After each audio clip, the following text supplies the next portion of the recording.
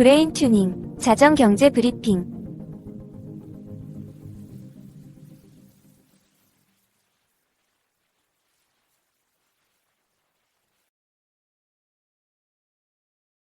안녕하세요, 청취자 여러분. 자정경제 브리핑입니다. 오늘도 하루를 마무리하며 지난 24시간 동안의 세계 경제와 증시를 종합적으로 정리해 드리겠습니다.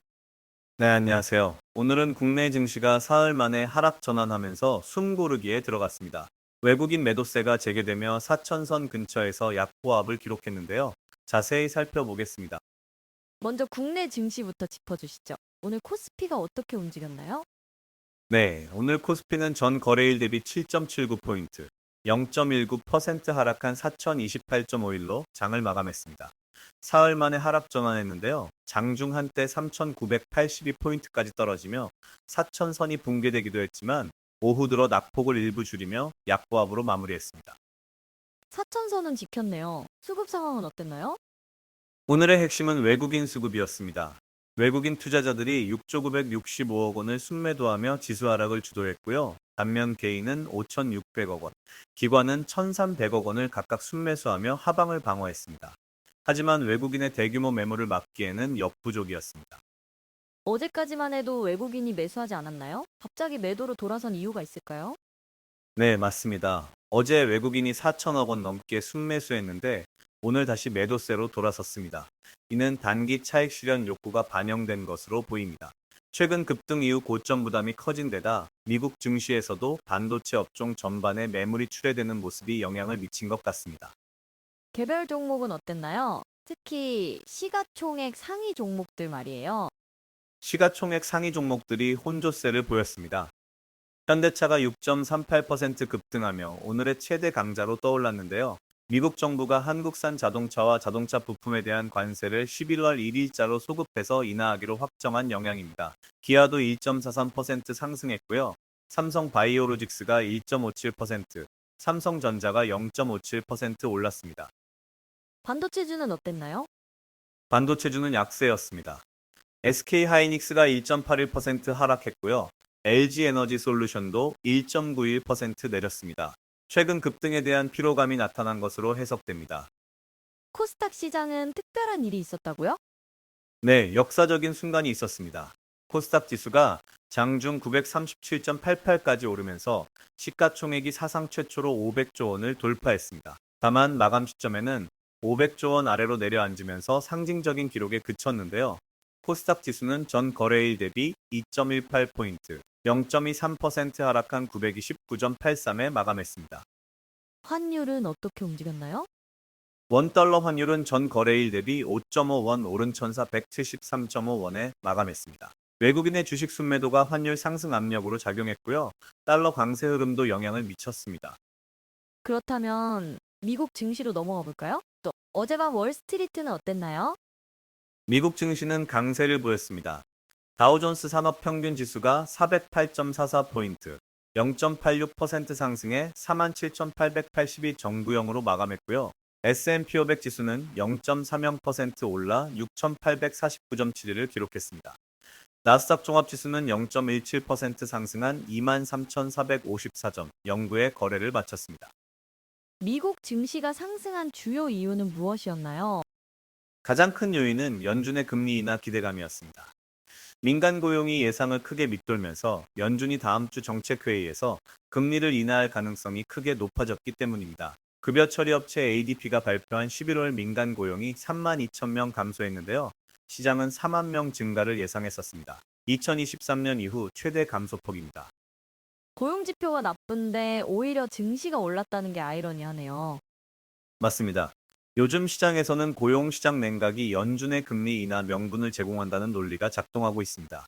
실제로 선물시장에서는 12월 연준 회의에서 25 베이시스 포인트 금리 인하 확률이 80에서 90% 수준으로 반영되고 있습니다. 금리가 낮아지면 기업들에게는 호재가 되겠네요. 그렇습니다. 금리가 내려가면 기업들의 자금 조달 비용이 줄어들고 주식 투자 매력도가 상대적으로 높아집니다. 실제로 오늘 금융주가 강세를 보였는데요. 웰스파고와 시티그룹이 각각 3.5%가량 상승했습니다. 금리 인하 시 대출 수요 증가가 기대되기 때문입니다. 개별 종목으로 들어가면 어떤 종목들이 주목받았나요? 유나이티드 헬스그룹이 4.7% 급등하며 의료보험 업종을 이끌었고요. 반도체 장비 업체 마벨 테크놀로지가 주목을 받았습니다. 마벨은 3분기 실적이 예상을 상회했고 데이터 센터 가이던스를 상향 조정했는데요. 인공지능 관련 서버 수요가 계속 강하다는 점을 강조했습니다. 또한 셀레스티얼 AI를 최소 32억 5천만 달러에 인수한다고 발표하기도 했습니다. 빅테크는 어땠나요? 빅테크는 다소 부진했습니다. 마이크로소프트가 2.5% 하락했는데요. 일부 인공지능 도구에 대한 수요가 예상보다 낮다는 보도가 나왔기 때문입니다. 다만 회사 측은 인공지능 제품에 대한 전체 판매 할당량은 감소하지 않았다고 해명했습니다. 서비스 섹터 지표는 어떻게 나왔나요? 공급관리협회가 발표한 11월 서비스업 구매 관리자 지수가 52.6을 기록했습니다.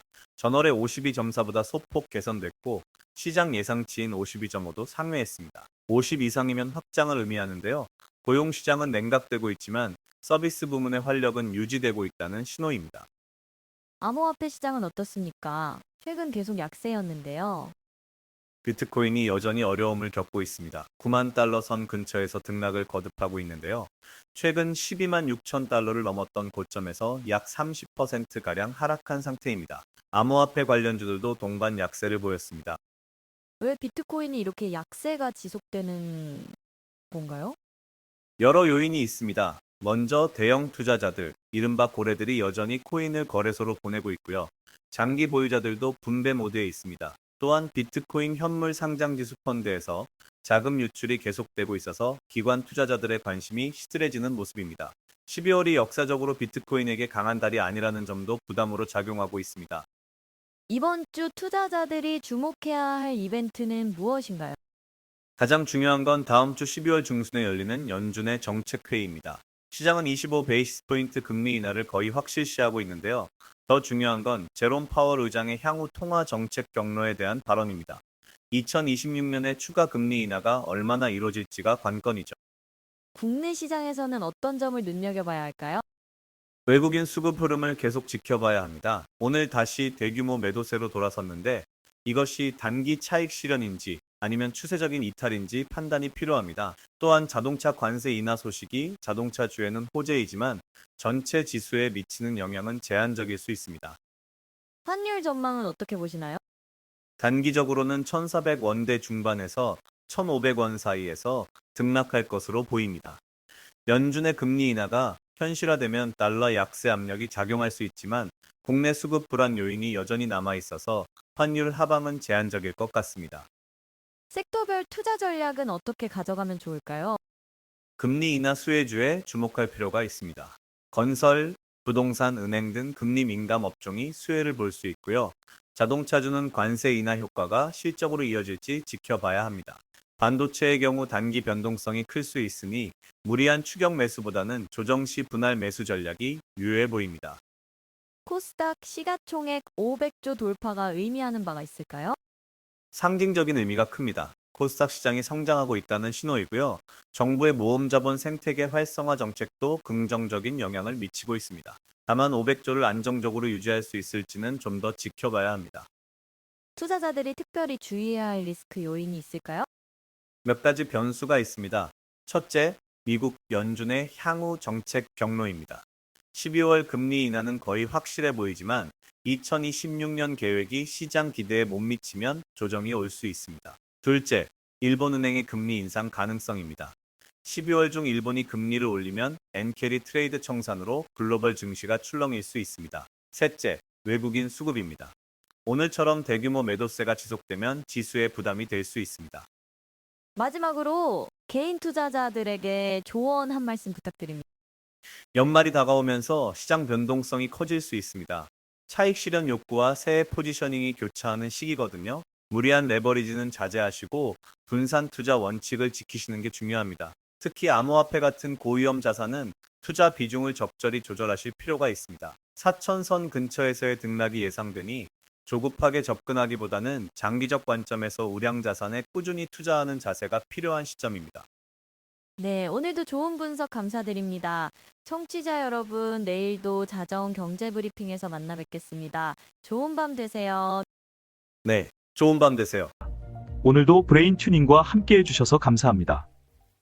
자정 경제 브리핑. 내일도 검증된 데이터로 다시 돌아오겠습니다.